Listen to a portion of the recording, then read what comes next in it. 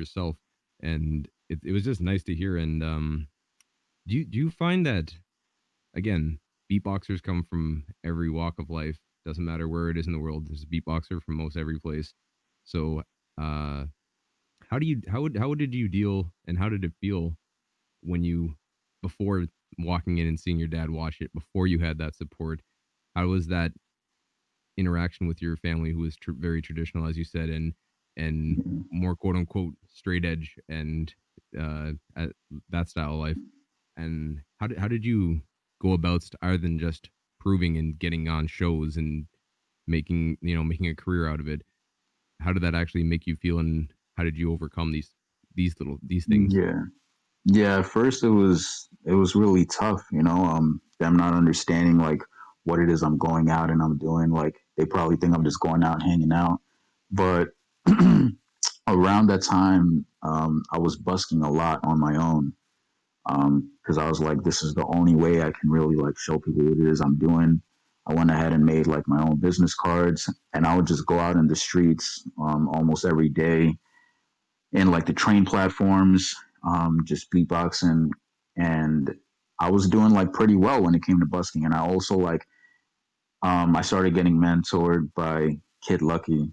Shout out to Kid Lucky, and he was kind of just teaching me a lot about how to provide for myself, like beatboxing um, on the streets, how to like perform.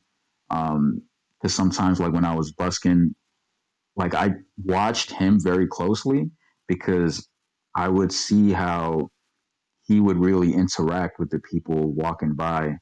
And even if he wasn't making money, he didn't let that discourage him. Like he would just keep going with the same energy. And that was like a big thing that I learned from him. I was like, you know, he was really teaching me how to perform in the beginning. So working with him, and then I remember seeing Kata, Japanese beatboxer. He was beatboxing also, so I also like collaborated with him.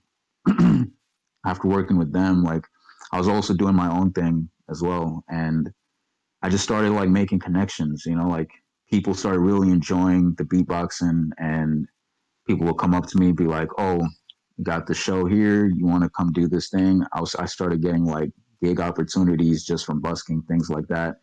And that's how we also started getting a lot of gigs with the Beatbox House too. Like some of our biggest shows have come from us busking.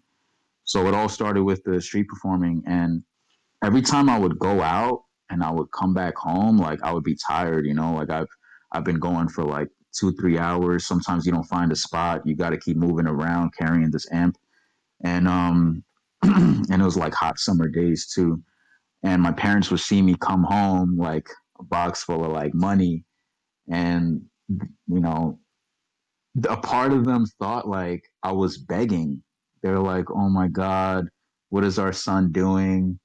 Like, he's begging for money, and like, what is he gonna? Is this what he's gonna do for the rest of his life? Like, because they know, like, they've seen street performers before, and they see like where these people come from. They don't come from like the best situations, and like my family's not rich, but like we can survive. Like we're middle class, and so for them to see me doing that, they started thinking in their minds like, how are people gonna view me? Like, are they gonna look at me as like this poor kid and just give me money out of sympathy?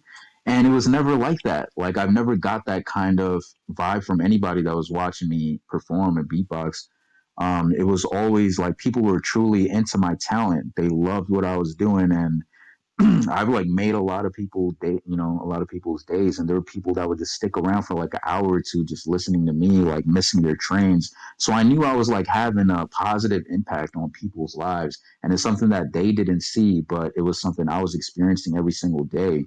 Like even if I might not be going home with a lot of money, like I was out there like making people happy with what I love doing, and that to me was like more important, you know.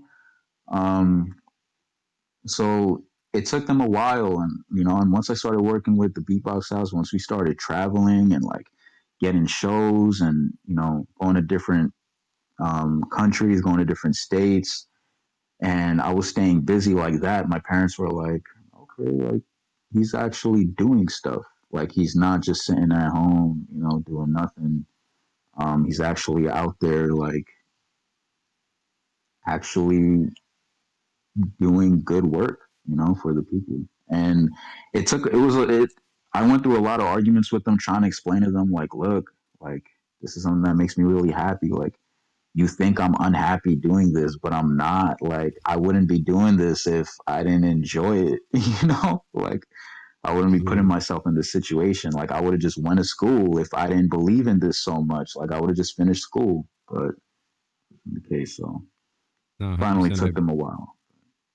Yeah, I fully appreciate the busking days. I did hard busking as well in Toronto for treated like a job, and if you didn't get to the certain spot by X hour, then it wasn't your spot because that's the way it works, right? exactly. And you have to go and show up consistently. You have to go and show up with energy. You have to go and show, and during those times, I can always, excuse me, a lot of the time you can tell when a performer's street performed or just been on the stage, and when never had that experience, because it's a different thing to go and have kind of an audience given to you, and then instead of having to earn one with that, you got a microphone and an amp, figure it out. So if you don't figure it out, you're gonna have an empty bucket going home. Or you figure it out like Exactly. you're saying, like with Kid Lucky, showing you the ropes on having that showmanship ability and being able to go and gather the crowd to go and watch what you're doing. And yeah, very fulfilling. So I'm happy that they've turned the corner, and they're supporting you, and they appreciate it. And I would have loved to see your face walking in and seeing your dad play it. Just Bro, I was like, oh my God, why are you watching this right now? Like, I started like turning red, bro. It was like a weird moment for me. no, Yeah. that's amazing though. That's a great